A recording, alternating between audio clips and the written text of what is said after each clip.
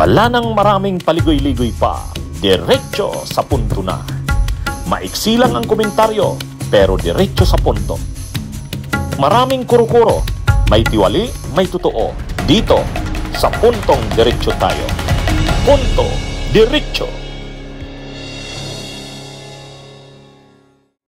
Ayon kay Congressman Egay Erese, may nakausap siyang isa na member ng ICI, yung Independent Commission for Infrastructure. Magre-resign.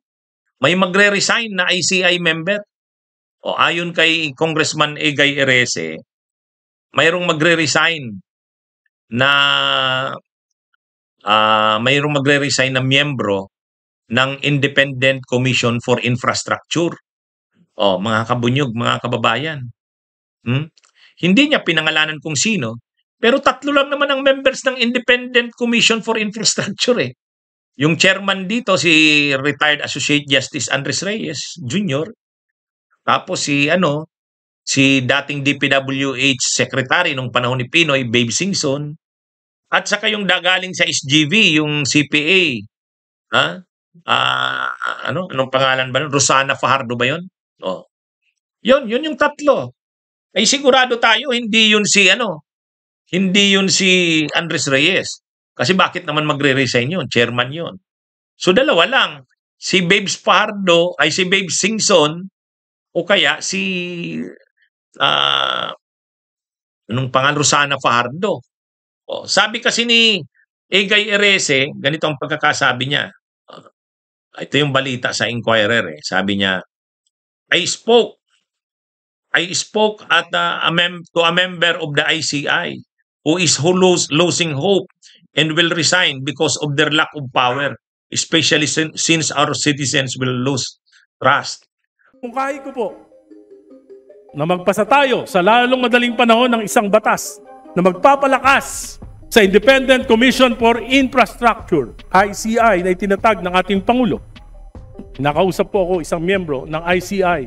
Siya po ay nawawala na ng pag-asa kung siya po ay magre-resign dahil sa kakulangan ng kanilang ng poder.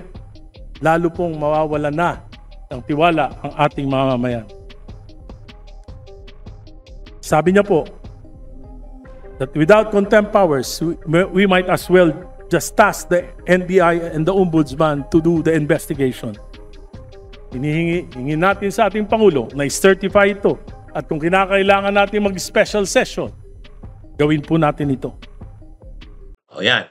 Kumbaga medyo na-frustrate daw kasi parang wala silang kapangyarihan yung ICI. Ang tinutukoy dito ni Erese, yung walang contempt power. Kasi walang subpoena power, walang contempt power ang ICI. Parang lang siya, mag-invite. Pag hindi sumunod, walang contempt power. Kaya parang walang pangil. So, napo-frustrate sila sa ganon, sabi ni Egay Erese. Ang tinutulak kasi nila Congressman Erese sa kanil Congresswoman Leila de Lima, i-certify na ng Presidente na urgent yung batas. Kasi may batas na inisponsoran sila Egay Erese at sila Leila de Lima. Yung gawing permanente na yung Independent Commission. At doon sa batas na pinopost nila, yung panukalang batas nila, may powers. Subpoena powers, contempt powers ang ICI. Kaya ang gusto nila, ang rekomendasyon nila nila Egay Erese at Leila de Lima, certifyan niya na urgent para talagang seryosohin ng Kamara at ng Senado para maging batas. Para may magamit talagang batas ang mga itong mga miyembro na itong Independent Commission for Infrastructure. Pero sa isang banda rin, ang dahilan din ng pagkakawala kasi ng tiwala diyan sa ICI na yan, hindi naman kasi nila ino-open sa publiko yung kanilang mga hearings at investigations. Dapat nakikita ng publiko, dapat transparent. Yung problema, tinatago nila sa publiko eh. Ayaw daw ni chairman ayaw ni Andres Reyes. Nakakalungkot 'yun. Kaya dapat sana, katulad ngayon, pinatawag ng ICI si Mark Villar. Okay, nabalita na pinatawag si Mark Villar. Anong nangyari? Anong mga sinabi ni Mark Villar? Anong mga tinanong sa kanya? Wala. Yan yung problema ng hindi transparent. Ha? Dapat nasusubaybayan ng publiko. Ano bang mga nangyayari sa ICI? Sino-sinong pinapatawag? Anong nangyari sa pagpapatawag na yun? Wala eh. Ang nakita lang natin ngayon, pinakita, bumaba sa sasakyan si Mark Villar, pumunta doon, papasok na doon sa tapos nanunumpa siya. Kasi under oath siya doon sa ICI. O yun lang. Pero anong mga sinabi niya? Anong mga tinanong sa kanya?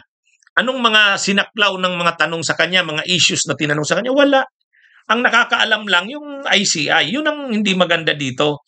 Kung gusto ng ICI na hindi mawala ang tiwala ng tao sa kanila, ipakita nila na ginagawa nila, parang katulad ng ginawa nila Lacson sa Senate Blue Ribbon.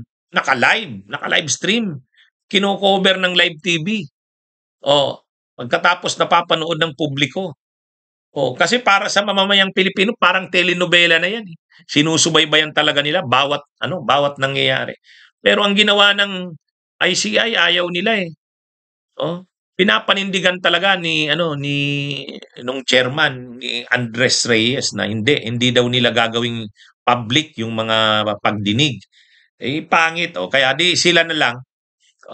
Kaya ang tapos ngayon, humihingi sila ng suporta ng publiko. Gusto nila pagtiwalaan sila ng publiko. Paano kapag kakatiwalaan, hindi mo binubukas sa publiko? Yan yung problema dyan. Kaya may rin yan. May problema rin yung na yan.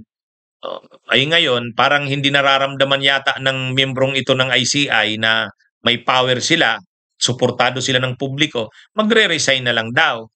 Hindi. Kung gusto nilang maramdaman yung kanilang kapangyarihan at gusto nilang makuha yung suporta ng publiko, ibukas nila sa publiko.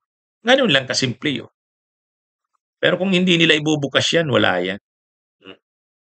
Okay, so mga kabunyog, mga kababayan, it's magandang araw sa inyong lahat. Bunyog, halikan na kasama ka. Bunyog, kapag buklod ay may pag-asa. Luzon, Visayas, Mindanao, isa ang pananaw. Sa bagong Pilipinas ang bunyog isisigaw.